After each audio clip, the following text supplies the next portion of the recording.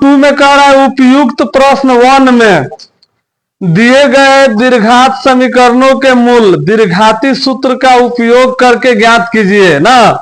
इसमें हम लोगों को कौन सा फॉर्मूला लगा के बनाना है? दीर्घाती। हम इसमें 2 को बताते हैं। तो हम लोग देखो पहला क्वेश्चन जो हम लोग बनाए हैं तो चौथा का तो इसमें कोई मतलब अस्तित्व था नहीं तो छोड़ दिए है ना। कितना है?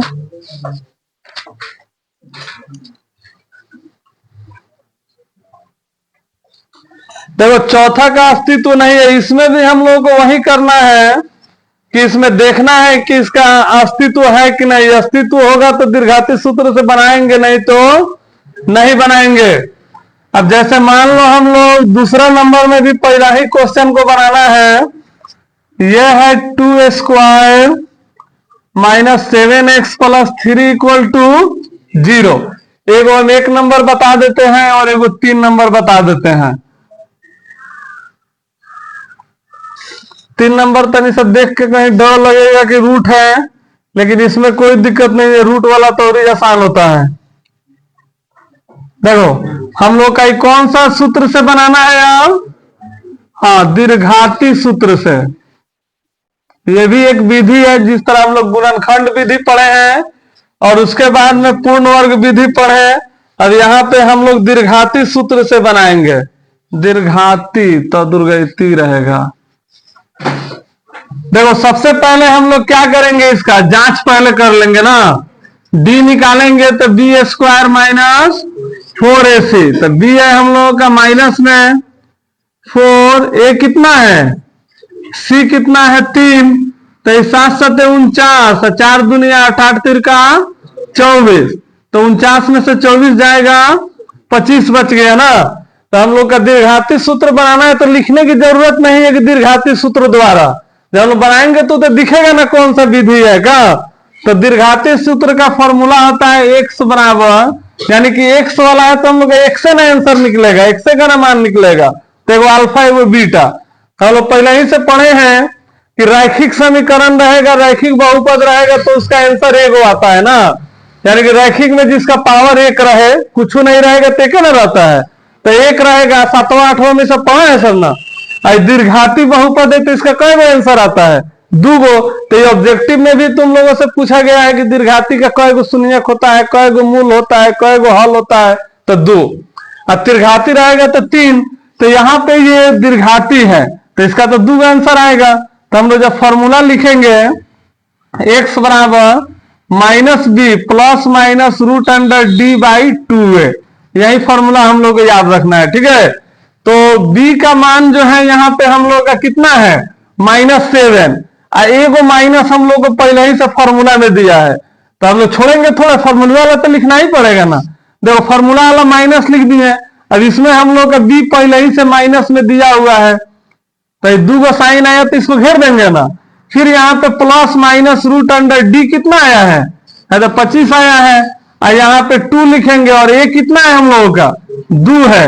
तो ये डबल माइनस क्या हो जाएगा, प्लस हो जाएगा, प्लस माइनस।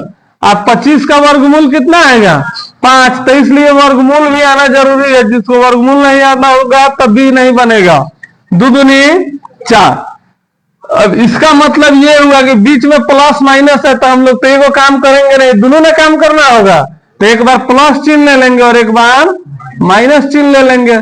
लिखेंगे प्लस चिन्ह लेने पर, अच्छा देखो x का ना मान, अगर x हम नहीं भी लिखे थे तो कोनो दिक्कत नहीं था क्योंकि x का मान ही लिख रहे थे हम लोग।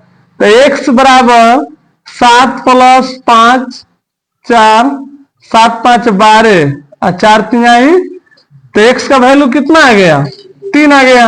अब मान लो माइनस चिन्ह अगर हम लोग ले रहे हैं, माइनस चिन्ह लेने पर तो x बराबर 7 माइनस 5/4, 7 में से 5 जाएगा 2/4, कट के आ गया 1/2। तो पूर्ण वर्ग से भी बनाए थे तो आंसर इतना ही आया था, लेकिन वो तो एक बोर्ड में चला गया था लंबा चौड़ा ना। तो दीर्घाती जब कहेगा तो बड़ी आसान है। उसी तरह देखो इसको भी एक बार और दिमाग में बैठा लेना है, बी स्क्वायर माइनस 4ac। तो b हम लोग कितना है 4√3, स्क्वायर 4, ए कितना है 4, 80 कितना है 3 ना, तो 4 चौका 16 और 3 इसी तरह हो जाएगा तो 16 तिहाई 48, 4 चौका 16, 16 तिहाई 48।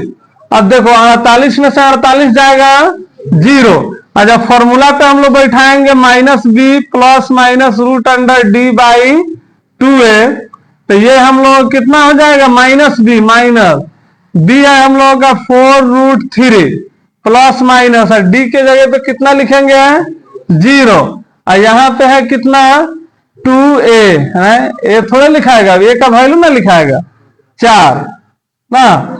तो इसको जब हम लोग बनाएंगे तो इसमें तभी हम लोग कुछ कर सकते हैं, नहीं कर सकते हैं, तो ये 4√3 तो इसी तरह रह जाएगा, और यहाँ पे प्लस माइनस 0 ना, आई कितना हो जाएगा 4 दूनी 8। तो ये बताओ तुम लोग प्लस माइनस करना है 0, तो 0 का तो मतलब कुछ नहीं होता है ना, तो इसका तो वैल्यू खत्म हो गया।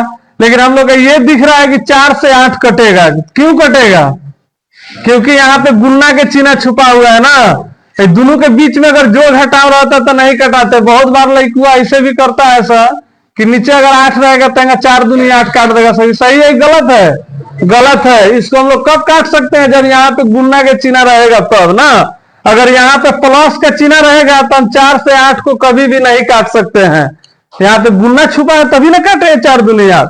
तो यहाँ पे हम लोग क्या बच गया, x बराबर -√3/2, तो ये तो एक को बचेगा, तो अल्फा भी हम लोग का यही आंसर होगा -√3/2, और बीटा भी कितना होगा -√3/2। इसका पहला हूं अभी बनाए